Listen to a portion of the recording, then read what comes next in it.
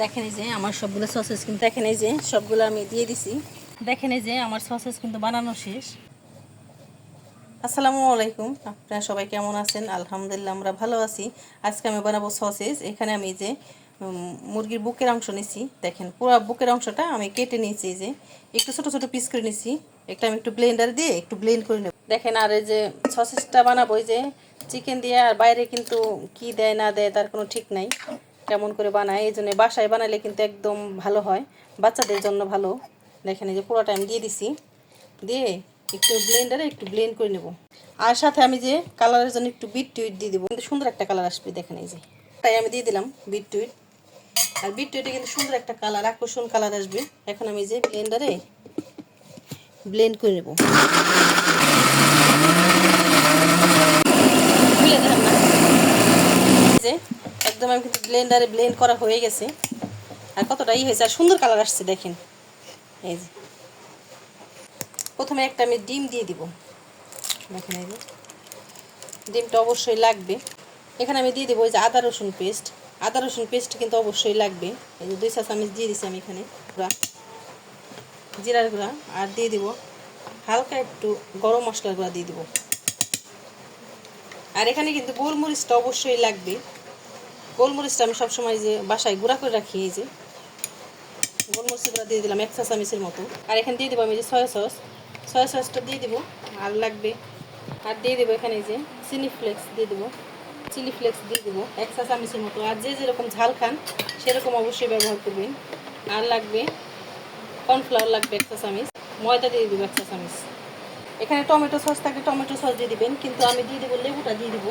লেবুটা কিন্তু সুন্দর একটা ফ্লেভার আসে, আর এরকম বাসায় আপনারা বানাইতে পারেন। দেখেন লেবুর সুন্দর একটা ফ্লেভার আসবে। আর ঘরে কিন্তু এরকম সুন্দর কালার করে বানিয়ে নিলে একদম ইজি। আরেকটা আমি ব্লেন্ডার করে নেব একটু। দেখেন এই যে এদিকে আমাদের মসজিদে আজান হয়ে যাচ্ছে, আর এদিকে দেখেন আমার এই যে ব্লেন্ডার করা হয়ে গেছে। একদম কতটা পারফেক্ট হয়েছে দেখেন, একদম পারফেক্ট হয়ে গেছে, একদম হয়ে গেছে পারফেক্ট। এখন এখান থেকে আমি উঠাই নেব। আর দেখেন এদিকে প্রচুর বৃষ্টি হচ্ছে, আর বৃষ্টি 4-5 দিন একটানা বৃষ্টি, বৃষ্টি ছাড়ে না। দেখেন এই যে আমার পুরোপুরি কিন্তু একদম রেডি। এই যে হাতে তেল নিয়ে নিছি, তেল ছাড়া কিন্তু হবে না, একদম আঠালো, লেগে যাবে। এরকম করে দেখেন তেল দিয়ে একটু নাড়াচাড়া করলে আস্তে আস্তে শেপ দিয়ে দেবো। পেপার দিতে পারেন, আমি যে পলে দিয়ে দিছি, দেখেন এই যে শেপ দিয়ে দিছি। আর এখন এই যে পলে দিয়ে এইভাবে করে নেব। এইভাবে একটু লুজ করে করবেন। দেখেন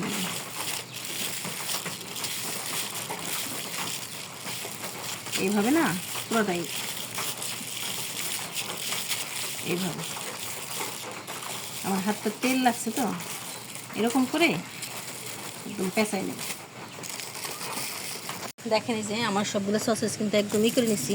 আর এই যে পলিগুলো দিয়ে 2 পাশটা যে মোম দিয়ে একটু আটকাই দিছি, যাতে বের হয়ে না যায়। দেখেন একদম পারফেক্টভাবে হয়ে গেছে। এখন আমি এটা বয়েল করে নিব। এদিকে পানি দিয়ে দিচ্ছি আমি, একদম ফুটন্ত পানি। এখন এই যে একটা একটা করে দিয়ে দিব। আপনারা চাইলে কিন্তু ভাপে দিতে পারেন, ভাপে দিলে কিন্তু একটু সময় বেশি লাগে। দেখেন এই যে একটা একটা করে দিয়ে দেবো আমি। দেখেন এই যে সবগুলো আমি দিয়ে দিছি, আর এখন ঢাকনা দিয়ে দিব। দেখেন এই যে এটা একদম বয়েল করে নেব সুন্দর করে। দেখেন কালারটা কিন্তু সুন্দর আসবে, কারণ যে এখানে আবার রুশা কাশতেছে, দেখেন কি অবস্থা। আর এই যেদিকে এখন আমি ঢাকনা দিয়ে ঢেকে দেবো। দেখেন যে ঢাকনা দিয়ে ঢেকে দেবো।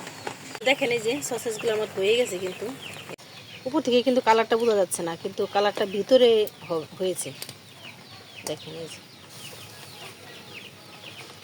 অনেকগুলো একসাথে বানিয়ে নিলাম। দেখেন দেখেন এই যে নামিয়ে নিচ্ছি। আর একটু ঠান্ডা হইতে হবে, ঠান্ডা না হলে কিন্তু হবে না, গরম অবস্থা